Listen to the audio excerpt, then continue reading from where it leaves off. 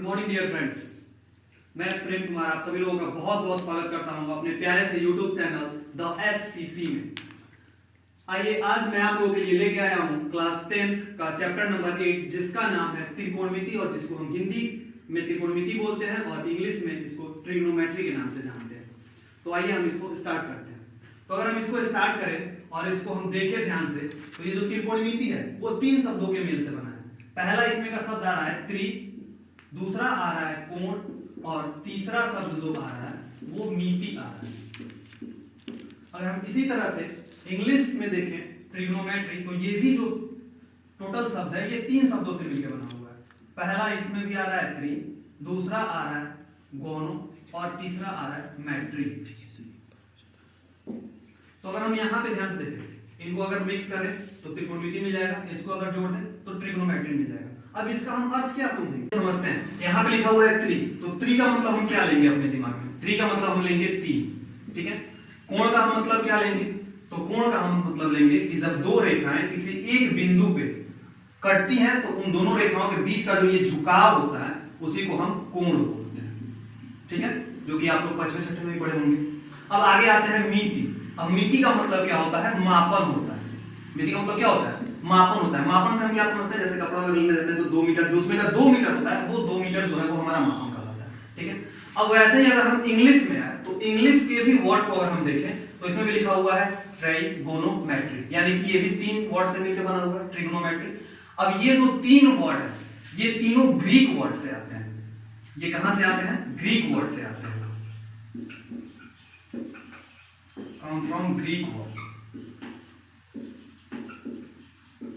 ये तीनों Greek word से आए हैं। अब इन तीनों का ग्रीक वर्ड क्या होता है तो उसको ध्यान से देखिए। ट्री जो है इसका ग्रीक वर्ड भी ट्री ही होता है। ये जो गोनो है इसका ग्रीक वर्ड होता है वो गौन होता है, और ये जो मैट्री है इसका ग्रीक वर्ड होता है मेट्रो। अब इसका अर्थ क्या होता है? इसका डेफिनेशन मतलब इसका हम क्या मतलब निकालेंगे? तो यहाँ पे भी त्रि का मतलब हम यहाँ पे भी तीन ही निकालते हैं और मेट्रोन का भी यहाँ पे भी मतलब हम मापन ही निकालते हैं, जो कि हम पहले हिंदी में पढ़ चुके हैं त्रि और मिति। लेकिन यहाँ पे गौन का मतलब जो है वो चेंज रहता है। गौन का मतलब क्या होता है? गौन का मतलब हम निकालते हैं यहाँ पे भुजा। भुजा जो कि हम लोग सभी जानते हैं। अब यहाँ पे हम अगर ध्यान से देखें तो यहाँ पे हमको मिला तीन कोणों का माप, और यहाँ पे हमको क्या मिला? यहाँ पे हमको मिला तीन भुजाओं का माप। तो अगर इन दोनों को हम मिक्स करें, एक साथ मिलाएं, तो हम क्या समझ पा रहे हैं कि तीन गुण, तीन कोण और तीन भुजा। अब अगर हम फिगर के दुनिया में जाएं तो हम क्या देखते हैं कि त्रिभुज एक ऐसा फिगर निकल के आता है जिसमें हमको तीन कोण भी दिए रहते हैं और तीन भुजाएं भी दिए रहते हैं। अगर ये हम एक त्रिभुज बनाएं तो यहाँ पे अगर हम देखें तो एक कोण ये है, एक कोण ये है और एक कोण, यानी कि यहाँ पे तीन कोण भी हो गए और यहाँ पे एक भुजा, दूसरी भुजा और ये तीसरी भुजा, और यहाँ पे तीन भुजाएं भी हो गई। यानी कि अगर हम देखें तो जो हम पढ़े हैं अभी वो सारी चीजें इसमें मिल रही हैं। तो इस हिसाब से हम क्या बोल सकते हैं कि त्रिकोणमिति हम किसे बोलेंगे? अब आप बोलने के लिए काबिल हो चुके हैं, ट्राई कीजिए। देखिए किसे हम त्रिकोणमिति बोलेंगे तो हम क्या बोलेंगे कि सबसे पहला तो ये क्या है? गणित की कोई एक शाखा है, ब्रांच है। तो उसी हिसाब से त्रिकोणमिति क्या है? तो त्रिकोणमिति गणित की वैसी शाखा है जिसके अंदर हम त्रिभुज के तीनों कोणों एवं तीनों भुजाओं के बीच के संबंध के बारे में पढ़ते हैं। समझ में आ गया? यही डेफिनेशन आप लोगों को बुक में भी मिलेगा, एनसीईआरटी में भी मिलेगा। और ये हमारा रहा त्रिकोणमिति समझने का तरीका, ठीक है। यानी कि हम त्रिकोणमिति जब कहीं भी देखें तो उससे हम क्या समझ पाएंगे, ठीक है। अब इससे आगे मूव करते हैं। त्रिकोणमिति से हमारा क्या है? त्रिभुज है। तो अब जैसे ही हमारा त्रिभुज आ गया तो हम त्रिभुज में भी देखते हैं कि 10th लेवल पे हम केवल संपूर्ण त्रिभुज के अंदर ही त्रिकोणमिति पढ़ते हैं, केवल संपूर्ण त्रिभुज के अंदर। अब संपूर्ण त्रिभुज बोलते किसको है? तो जिनको मालूम है उनके लिए बहुत बढ़िया, जिनको नहीं मालूम है वो थोड़ा सा ध्यान देंगे। हम कोई भी ऐसा त्रिभुज बना लें, किसी भी तरह का त्रिभुज, कोई भी त्रिभुज बना लें, ठीक है। लेकिन बस उसमें शर्त एक क्या देखना पड़ता है कि उसमें का कोई एक कोण 90 डिग्री का होना चाहिए। यानी कि कितने डिग्री का होना चाहिए? 90 डिग्री का होना चाहिए। यानी कि एक जो रेखा है वो दूसरे रेखा पे लंबवत होनी चाहिए। अगर त्रिभुज में हम देख रहे हैं तो कितनी भुजाएं हैं? 3 भुजाएं हैं। तो इसमें कोई एक भुजा किसी दूसरे भुजा के ऊपर लंबवत होनी चाहिए। ये शर्त है संपूर्ण त्रिभुज का। तभी वो समकोण त्रिभुज होगा और तभी यहाँ पे 90 डिग्री बनेगा। ठीक है, अब समकोण त्रिभुज आप लोग को समझ में आ गया। अब त्रिभुज का एक नियम होता है, वो ध्यान से सुनिएगा लोग, कि हम सभी जानते हैं कि त्रिभुज में तीनों कोणों का योग जो होता है वो 180 डिग्री का होता है। इसको 1 2 अगर 3 मान ले तो यहाँ पे कोण 1 जोड़ कोण 2 जोड़ कोण 3 अगर हम करें तो वो 180 डिग्री के बराबर होता है। दूसरा क्या होता है कि जो कोण बड़ा होता है, अगर हम ऐसे करें तो अगर मान ले ये 60 डिग्री का है, ये 30 डिग्री का है, ये अगर 40 डिग्री का है और ये अगर 80 डिग्री का है, तो इन तीनों कोणों में सबसे बड़ा कोण ये है 80 डिग्री, तो इसके सामने वाली जो भुजा होगी वो सबसे बड़ी होगी, वो सबसे बड़ी भुजा कहलाएगी। यानी कि त्रिभुज के अंदर जो कोण सबसे बड़ा होता है उसके सम्मुख वाली भुजा यानी कि सामने वाली भुजा उस पूरे त्रिभुज के भुजाओं में सबसे बड़ी भुजा मानी जाती है। ठीक है, ये त्रिभुज चैप्टर में आप लोग पढ़े होंगे। अब इतना कंसेप्ट लेके अब हम आगे आते हैं, समकोण त्रिभुज समझ में आ गया।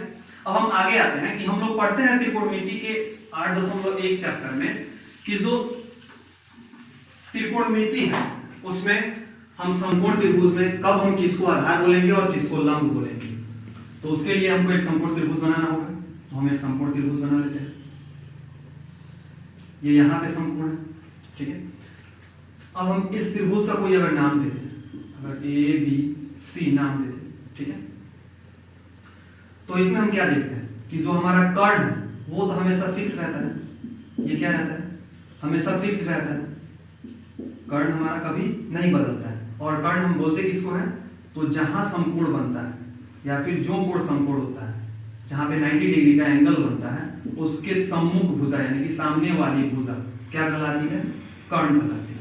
ठीक है, उसके बाद से इन दोनों में हमेशा परिवर्तन होते रहता है, कभी ये लंब होता है तो कभी आधार, ये कभी लंब होता है तो कभी आधार। अब इसके लिए हम क्या करते हैं, दो अलग अलग त्रिभुज बना के देख लेते हैं, कब कौन लंब और कब कौन आधार।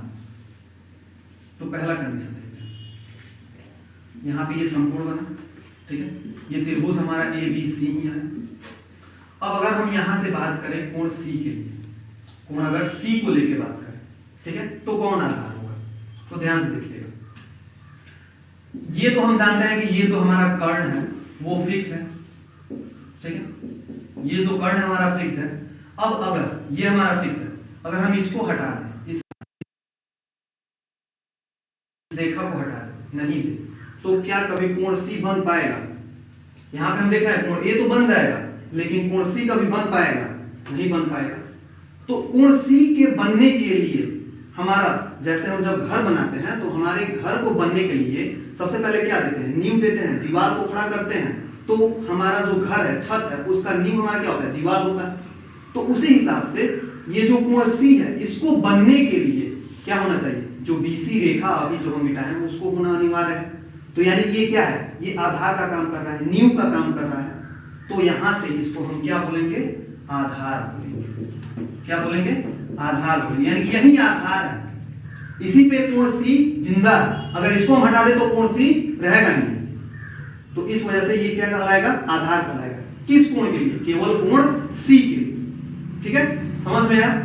अब लंब के आते हैं, यानी कि लंब, इसको हम क्यों लंब बोलते हैं, कैसे लंब बोलते हैं कोण सी के। तो ध्यान से देखिए, अगर हम लंब मैथमेटिक्स में हम जानते हैं कि जब एक रेखा के ऊपर खड़ी कोई रेखा गिरती है तो उसी को हम लंब बोलते हैं। तो यहाँ पे हम इसको कैसे पढ़ते हैं, इसको हम लंबवत पढ़ते हैं, लंबवत रेखा पढ़ते हैं लंबवत रेखा, इस वाली रेखा को हम लंबवत रेखा पढ़ते हैं। तो इसी कंसेप्ट को अगर हम आगे बढ़ाएं तो यहाँ पे हम क्या देखते हैं, ये हमारी रेखा है बीसी और इसी के ऊपर एबी जो रेखा है वो लंब पड़ रही है। तो इसलिए इस वजह से जो ये कोण सी है इसके लिए हम इस रेखा को क्या मानते हैं, लंब मानते हैं और लंब बोलते हैं। ये समझ में आया, इसको हम आधार क्यों बोलते हैं और इसको लंब क्यों बोलते हैं। अब इसको याद रखने के लिए हम लोग नॉर्मली बोल सकते हैं कि जो एंगल के बारे में बात किया जा रहा है, जिस एंगल के बारे में, जिस कोण के बारे में, जैसे यहाँ पे कोण सी के बारे में बात किया जा रहा है, तो उसके सम्मुख भुजा, उसके सामने वाली भुजा को हम लंब मान लेते हैं और जो तीसरी भुजा बच जाती है उसको हम आधार मान लेते हैं। ये याद करने का तरीका, ठीक है, मतलब याद रखने के लिए। लेकिन क्यों इसको आधार माना जाता है और क्यों इसको लंब माना जाता है, ये इसका रीजन आप लोग को मालूम चल चुका है। ठीक है, अब वैसे ही अगर हम दूसरा त्रिभुज बनाए जिसमें हम कोण ए को दिखाएं, जैसे अगर हम यहाँ पे एक दूसरा त्रिभुज बनाए, एक दूसरा समकोण त्रिभुज बनाए, ठीक, इसको हम मान लेते हैं डी ई और एफ, या फिर इसको भी हम ए बी सी ही रखते हैं, इसको भी ए बी और सी ही रखते हैं। तो इसमें भी हम क्या जानते हैं कि कर्ण तो हमेशा फिक्स्ड रहता है, कर्ण बदलता नहीं।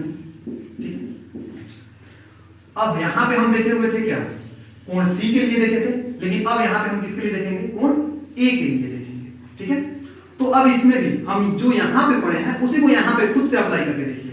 इमेजिन कीजिए कि अगर कर्ण तो फिक्स है, रहेगा ही रहेगा कर्ण, लेकिन अगर ये वाली रेखा ना हो, ये वाली रेखा अगर ना हो, तो फिर तो ये एंगल ए रहेगा ही नहीं, समाप्त हो जाएगा। तो फिर एंगल ए को रहने के लिए, एंगल ए को जीवित रखने के लिए हमारी कौन सी रेखा होनी अनिवार्य है, रेखा ए बी होनी अनिवार्य है। तो इस वजह से कोण ए के बनने के लिए जो रेखा ए है वो क्या है, आधार का काम कर रहा है कि नहीं, बेस का काम कर रहा है कि नहीं। तो इस वजह से ये जो ए है, जो रेखा ए बी है, वो कोण ए के लिए क्या हो गया, आधार हो गया, जैसे कि हम लोग यहाँ पे जाने लोग। ठीक है, अब उसी तरह से फिर लंबवत वाली कंसेप्ट यहाँ पे भी हम लगाएंगे। तो यहाँ पे भी अगर हम इसको आगे बढ़ाते हैं, ठीक है, तो हम क्या देखते हैं, ये जो रेखा है वो पूरी की पूरी खड़ी इस पे पड़ रही है, पूरी खड़ी पड़ रही है। तो यहाँ पे ये क्या कर रही है, लंब का काम कर रही है, किसके लिए, कोण ए के लिए। तो इस वजह से कोण ए के लिए लंब कौन सी हो जाएगी, रेखा BC जो है वो कोण ए के लिए क्या हो जाएगी, लंब हो जाएगी।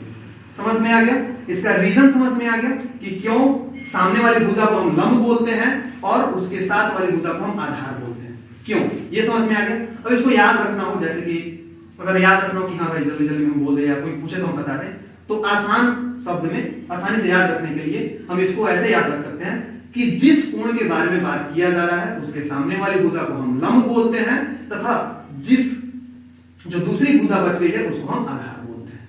ठीक है, और कर्ण तो हम जानते हैं, कर्ण जो होता है वो पूरी तरह से फिक्स रहता है, कभी बदलता नहीं है। और कर्ण होता कौन सा है, तो 90 डिग्री के सामने वाली जो भुजा है वो कर्ण होती है, यानी कि सबसे बड़ी भुजा कर्ण होती है।